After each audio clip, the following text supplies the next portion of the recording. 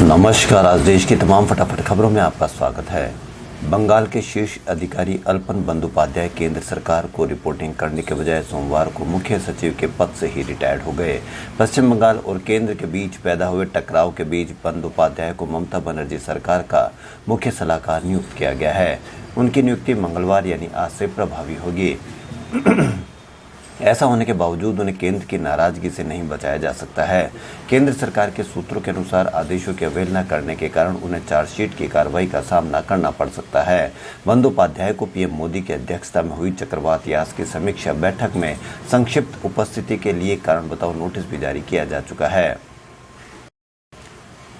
देश में retail fuel के दाम रिकॉर्ड तोड़ रहे हैं। मंगलवार यानी आज भी 1 जून 2021 को लगातार दूसरे दिन पेट्रोल डीजल के दामों में वृद्धि की गई है।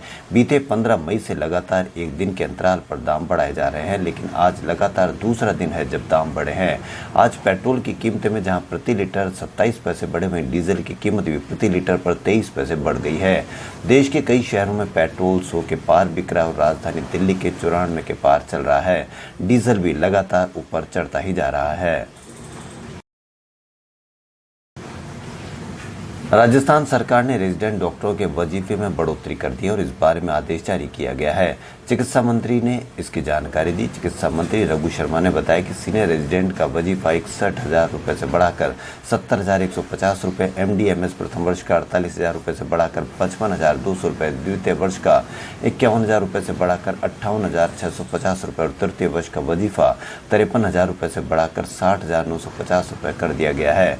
इसी तरह डीएम और एमसीएस डिग्री प्रथम वर्ष के रेजिडेंट का मानदेय 55,000 रुपये से बढ़ाकर 63,250 रुपये, द्वितीय वर्ष के रेजिडेंट का मानदेय 57,000 रुपये से बढ़ाकर 65,550 रुपये कर दिया गया है।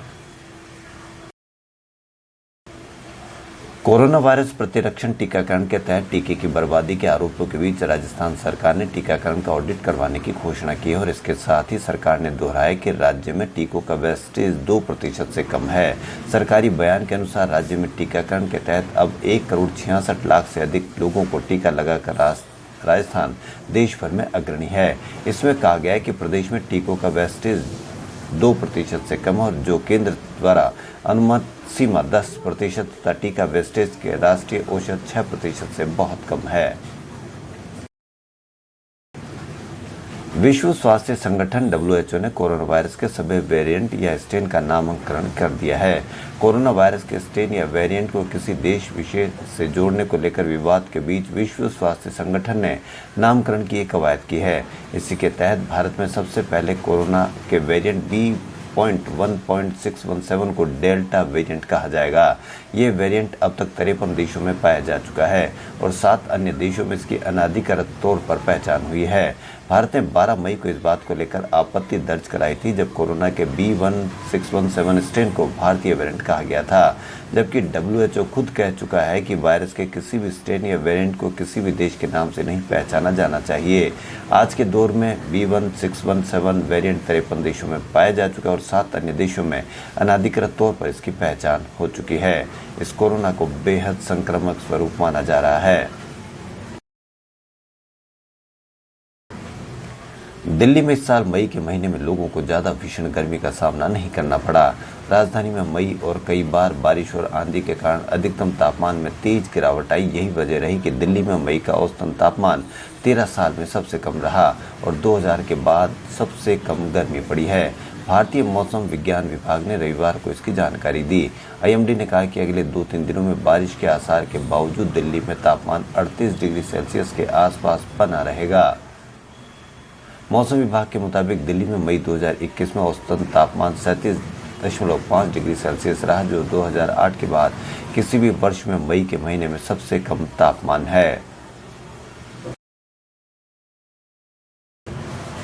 महाराष्ट्र के किसी भी हवाई अड्डे से मुंबई आने वाले यात्रियों के लिए राहत की खबर है। अब महाराष्ट्र के किसी भी इलाके से हवाई यात्रा के जरिए मुंबई आने पर RT-PCR रिपोर्ट साथ लाना जरूरी नहीं है। सोमवार को जारी किए एक आदेश में BMC ने इस बात की जानकारी दी। BMC ने एक आदेश में कहा कि अब से मुंबई एयरपोर्ट अथॉरिटी और एयरलाइंस यात्रियों को RT-PCR टेस्ट कराने के लिए नहीं कह सकते। BMC ने कहा कि आदेश तत्काल प्रभाव से लागू किया जा रहा है। बता दें कि RT-PCR के जरिए किसी भी शख्स के कोरोना पॉजिटिव होने का पता चलता है बीएमसी की ओर से जारी नए दिशा निर्देशों के मुताबिक सभी घरेलू यात्री जो महाराष्ट्र के किसी स्थान से हवाई यात्रा के जरिए मुंबई आ रहे उन्हें आरटी-पीसीआर टेस्ट करवाना अनिवार्य नहीं है। भारतीय आयुर्विज्ञान अनुसंधान परिषद के महामारी विज्ञान और संचार रोग विभाग के प्रमुख डॉक्टर समीरन पांडा ने कहा कि चौथे सीरो सर्वे कराने की योजना पर काम जारी है। आईसीएमआर के महानिदेशक की ओर से औपचारिक रूप से इसकी घोषणा की जाएगी। डॉक्टर समीरन पांडा का कहना है कि सबसे पहले जिन जिलों में संक्रमण दर अधिक है वहां बहुत तेजी से कार्य करने की आवश्यकता है। इसमें सीरो सर्वे भी मददगार साबित हो सकता है। उन्होंने कहा कि जनवरी में हुए सीरो सर्वे में 1/4 आबादी संक्रमण की चपेट में आने की पुष्टि हुई थी, लेकिन यह भी पता चला था कि 75% आबादी संकट में है, जिन्हें बचाव की सबसे ज्यादा जरूरत है। एलोपैथी चिकित्सा को लेकर बाबा रामदेव के साथ डॉक्टरों का विवाद बढ़ता ही जा रहा है। स्थिति यह है कि मंगलवार यानी आज बाबा रामदेव के खिलाफ देश भर में डॉक्टरों का प्रदर्शन होगा। कोरोना महामारी के बीच इस विवाद ने सरकारों को भी चिंता में डाल दिया है। स्थिति यह है कि केंद्रीय स्वास्थ्य मंत्री डॉक्टर हर्षवर्धन ने हाल ही में बाबा रामदेव को पत्र लिख बयान वापस लेने की मांग तक की थी, लेकिन उसके बाद भी एक विवाद नहीं थमा, जिसके चलते अब न सिर्फ निजी बल्कि सरकारी अस्पतालों में कार्यरत रेजिडेंट डॉक्टरों ने भी विरोध प्रदर्शन में हिस्सा लेने की घोषणा की है। बाबा रामदेव के खिलाफ प्रदर्शन आज सुबह 8 बजे से शुरू हो जाएगा। सूचना प्रौद्योगिकी के नए नियमों को लेकर केंद्र सरकार से भिड़ने वाले सोशल मीडिया प्लेटफॉर्म ट्विटर ने सोमवार को दिल्ली हाईकोर्ट में घुटने टेक दिए।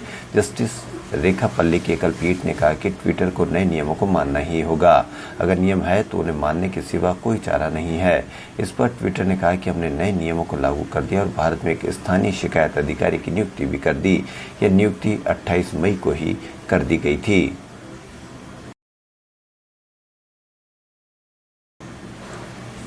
देश में कोरोना की रफ्तार तेजी से कम हो रही है। बीते दिन देश में 1,26,649 लोगों के कोरोना रिपोर्ट पॉजिटिव आई। इस दौरान 2,54,889 लोगों ने संक्रमण को मात भी दी। नए संक्रमितों का आंकड़ा बीते 55 दिनों में सबसे कम है। इससे पहले 7 अप्रैल को 1,26,276 लोगों में कोरोना की पुष्टि हुई थी। इसी बीच मौत के आंकड़ों में भी कमी आने लगी है। करीब 35 दिन बाद सोमवार को रोजाना मौत का आंकड़ा 3,000 से नीचे आया। इस दौरान 2,781 संक्रमितों की मौत हुई। फाइनेंशियल ईयर 2020-21 में जीडीपी ग्रोथ -7.3% रही। 2019-20 में ये 4.2% थी। गिरावट के लिहाज से देखा जाए तो पिछले 40 साल में अर्थव्यवस्था का यह सबसे खराब दौर है। इससे पहले 1989-80 में ग्रोथ रेट -5.2% दर्ज की गई थी। इसकी वजह तब बड़ा सूखा था। इसके अलावा कच्चे तेल की कीमतें भी दोगुने बढ़ गई थी। उस समय जनता पार्टी की सरकार केंद्र में थी, जो 33 महीने बाद ही गिर गई।